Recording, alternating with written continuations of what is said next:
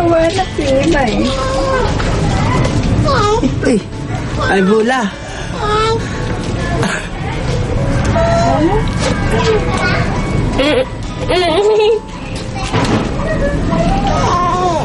Ano to? Ako lang? Wish ko lang. Wish ko lang. Wala, wish ko lang. Wish ko lang yan.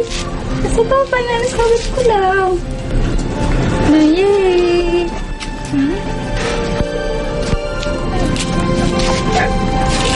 Ay, papa.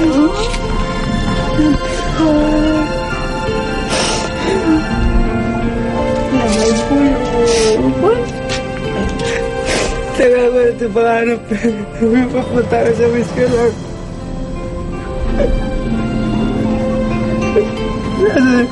Dahil sa kapansada ko, hindi ko talaga masyado patutusan yung ang pamilya ko kasi kunti lang talaga yung sahod ko eh. Hanggang sa bahay lang eh. Yung pangarap ko eh. Dito nawakan ko na.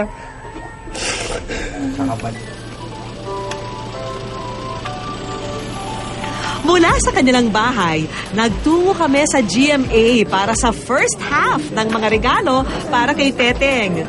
May ipakikilala kami na parang katunog ng iyong palayaw. Narito ang kinikilala ng mga hari ng UAAP ngayon, sina Jeric at Jeron Teng. Po. Hi, Tere. Nice to meet you. Balita ako, magaling ka naman pero... Opo. Pangalan po. Gano'n ka basketball? Opo. Talaga. Ay, saan naglalaro? Sa Espinas po. Alas. Eto, at meron pa silang handog na mga basketball jersey with matching autograph. Opo. Anong kasha? Mas bagay ito sa'yo, kasi masarap. Mas bagay yung UST sa'yo.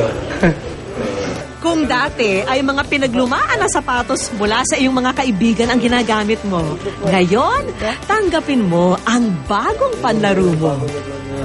Oo. Mga idol yan. Lebron, diba? Medyas pang kasama dito.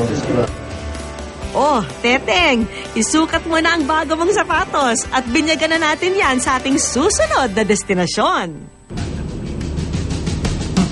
Nagtungo kami sa gym kung saan nag-iensayo ang paboritong PBA team ni Teteng. Habang si Teteng, walang kamalay-malay sa mga susunod na mangyayari. Teteng, meet Calvin Abueva.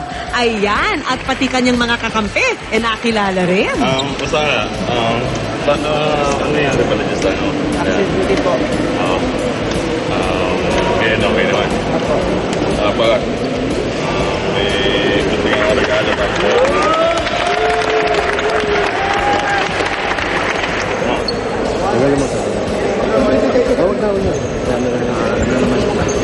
Okay, wala.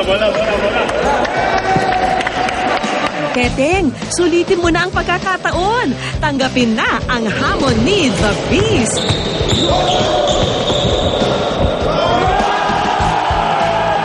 Tignan mo nga naman, pati sila ay manghang-mangha sa ating bida.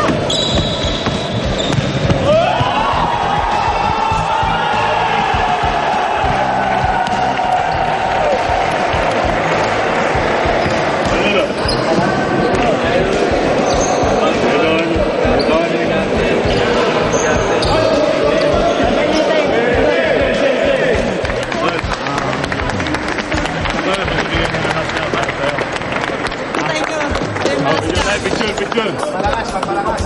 Salamat po sa wish ko lang po kasi natupad ko yung pangarap ko na makikita ko yung mga idol ko. Uwian na pero tuloy pa rin ang buhos ng mga sorpresa. Excuse po mga ate at kuya, oras na para makita ni Teteng ang panibagong pangkabuhayan para sa kanilang pamilya. Salamat po sa GMA po at saka sa staff ng sa wish ko lang. Salamat po. Kakambal daw ng pagsuko ang pagkatalo.